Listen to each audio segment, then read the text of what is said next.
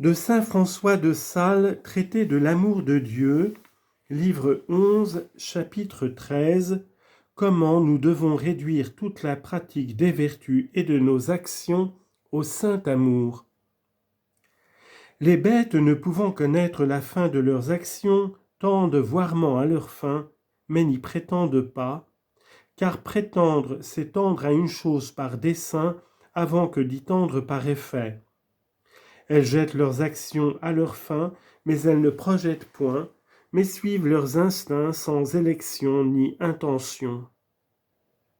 Mais l'homme est tellement maître de ses actions humaines et raisonnables qu'il les fait toutes pour quelque fin et les peut destiner à une ou plusieurs fins particulières, ainsi que bon lui semble, car il peut changer la fin naturelle d'une action, comme quand il jure pour tromper, puisqu'au contraire la fin du serment est d'empêcher la tromperie, et peut ajouter à la fin naturelle d'une action quelque autre sorte de fin, comme quand, outre l'intention de secourir le pauvre, à laquelle l'aumône tend, il ajoute l'intention d'obliger l'indigent à la pareille.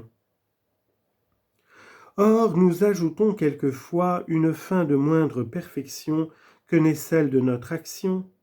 Quelquefois aussi nous ajoutons une fin d'égale ou semblable perfection, ou parfois encore en fin plus éminente et relevée.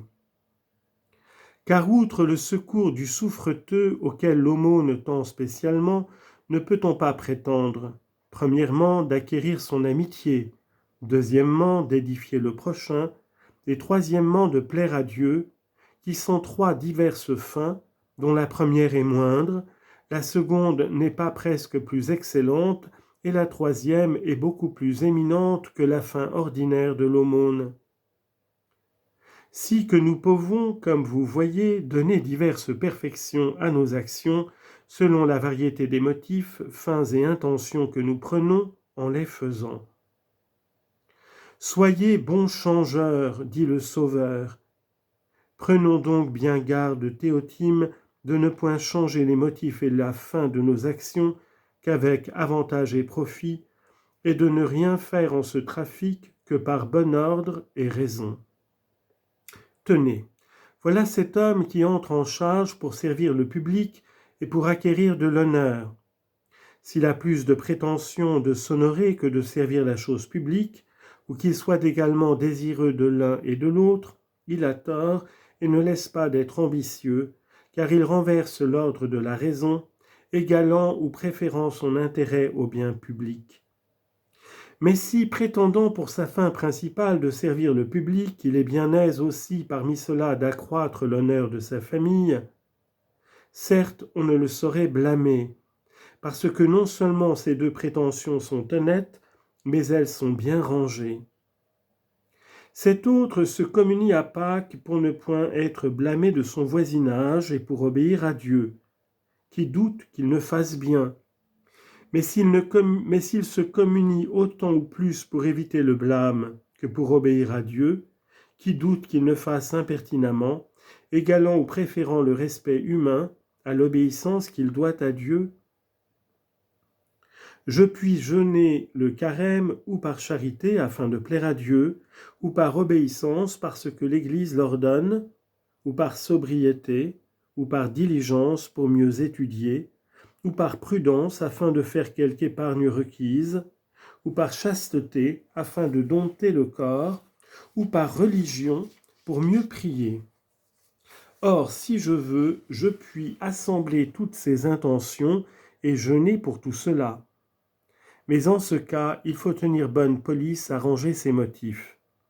Car si je jeûnais principalement pour épargner, plus que pour obéir à l'Église, plus pour bien étudier que pour plaire à Dieu, qui ne voit que je pervertis le droit et l'ordre, préférant mon intérêt à l'obéissance de l'Église et au contentement de mon Dieu. Jeûner pour épargner est bon, jeûner pour obéir à l'Église est meilleur, jeûner pour plaire à Dieu est très bon. Mais encore qu'il semble que de trois biens on ne puisse pas composer un mal, si est-ce que qui les colloquerait en désordre, préférant le moindre au meilleur, il ferait sans doute un dérèglement blâmable.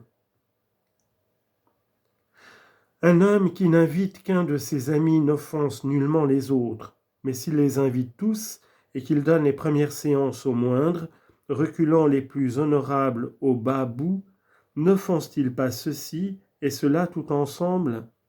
Ceux-ci parce qu'il les déprime contre la raison, ceux-là parce qu'il les fait paraître sots.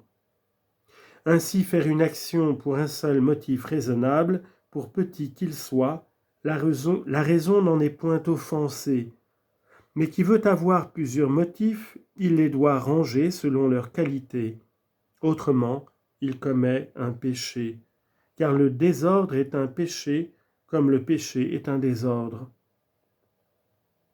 Qui veut plaire à Dieu et à Notre-Dame fait très bien, mais qui voudrait plaire à Notre-Dame également ou plus qu'à Dieu, il commettrait un dérèglement insupportable, et on lui pourrait dire ce qui fut dit à Caïn: « Si vous avez bien offert, mais avez mal partagé, cessez, vous avez péché. » Genèse chapitre 4.